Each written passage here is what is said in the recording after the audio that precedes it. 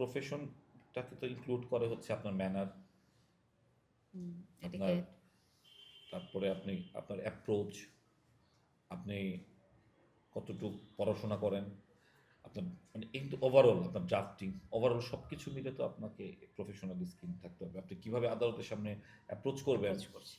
আপনি যদি এটা না জানেন তাইলে কিন্তু আপনি খুব আইন খুব ভালো জানেন কিন্তু আপনার এই অ্যাপ্রোচটা জানেন না, আপনি আদালতকে কীভাবে মেনশন করবেন এটা জানেন না, সেক্ষেত্রে আপনি খুব মানে এর খুব সাকসেসফুল হবেন বলে আমি মনে হুম, করি না। হুম। আমার কাছে মনে হয় যে আসলে এই টোটাল বিষয়গুলো সব কিছুই জানতে হবে এবং এটা আমাদের সিনিয়রদের কাছেই আসলে এখন আমরা শিখি।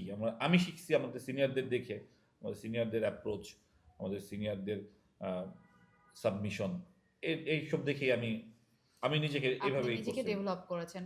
তবে এখন বোধহয় সময় এসছে আপনি যেরকম নতুন কিছু আইন আপ টু ডেট থাকার জন্য নতুন অধ্যাদেশগুলো বা অ্যামেন্ড গুলো হবার পরে আপনি যেরকম একটা কাজ কর্মশালা করেছেন, ঠিক তেমনি যদি কর্মশালার সাথে, সাথে প্রতিটা বার তার নতুন যেই আইনজীবীরা আসেন এবং পুরাতন যারা থাকেন তাদেরকে যদি সেশন ওয়াইজ আপনি যেটা বললেন বাজেট অন্তর্ভুক্ত করে, কারণ বাজেটের একটা ব্যাপার থাকে। সেটা বোধহয় আরো বেশি ফলপ্রসূ হয় এবং এটা যত আমাদের এটাই হয় কি, এটা যেহেতু ব্রেনের মধ্যে ব্রেন দিয়ে তো আমরা কাজ করি, আমরা যেভাবে অ্যাপ্রোচ করি যা কিছুই করি না কেন, তো এটা অনেকটা হচ্ছে ধারালো অস্ত্রের মতো, যে যত বেশি ধার দেওয়া হবে তত বেশি এটা শানিত হবে।